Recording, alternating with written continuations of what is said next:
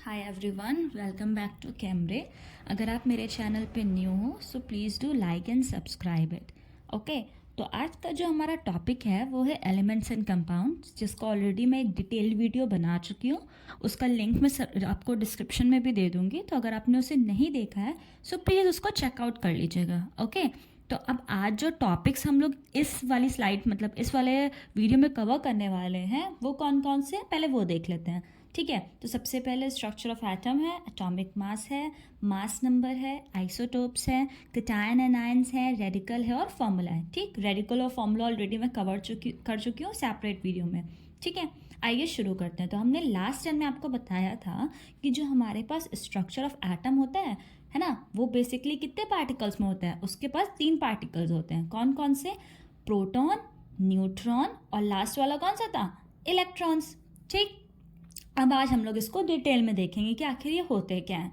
तो सबसे पहले देखिए, मैंने उसका एक स्ट्रक्चर बना दिया है, स्ट्रक्चर ऑफ एटम, जिसमें जो सेंटर है उसमें प्रेजेंट है न्यूट्रॉन और प्रोटॉन, जिसे हम लोग क्या न्यूक्लियस भी कहते हैं।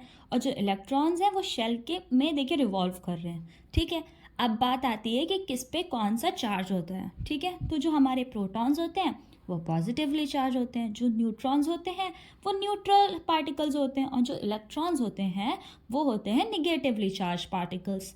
ठीक है, अब आइए हम लोग आगे बढ़ते हैं। तो सबसे पहले हम लोग देखेंगे कि एटॉमिक नंबर क्या होता है, जो कि Z से रिप्रेजेंट होता है। तो एटॉमिक नंबर जो होता है वो नंबर ऑफ प्रोटॉन के बराबर होता है, यानी कि जितने प्रोटॉन प्रेजेंट है वही उसका एटॉमिक नंबर है।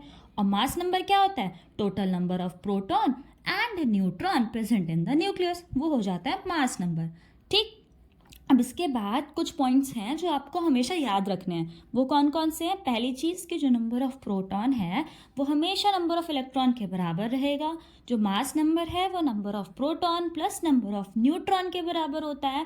और लास्टली जो एटॉमिक नंबर है वो नंबर ऑफ प्रोटॉन के बराबर होता है। ठीक, तो चलिए एग्जाम्पल देखते हैं। जैसे हमारे पास सोडियम एटम है, ठीक है, अब इसमें जो नंबर ऑफ प्रोटॉन है वो 11 गिवन है, नंबर ऑफ न्यूट्रॉन जो है वो 12 गिवन है, और नंबर ऑफ इलेक्ट्रॉन क्या हो जाएंगे? 11 ही। अब एटॉमिक नंबर निकालना हो तो वो नंबर ऑफ प्रोटॉन के बराबर होगा, यानी 11, और मास नंबर क्या होगा? प्रोटॉन प्लस न्यूट्रॉन, तो 11 plus 12 which is equal to 23।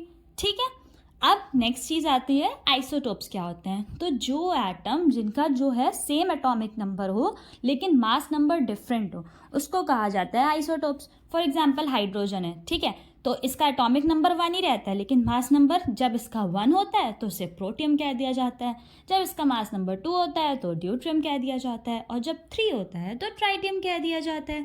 ठीक है, तो होप कि आपको मेरा ये वीडियो समझ आ गया होगा अच्छी तरह। अगर कोई डाउट है तो do let me know in the comment section.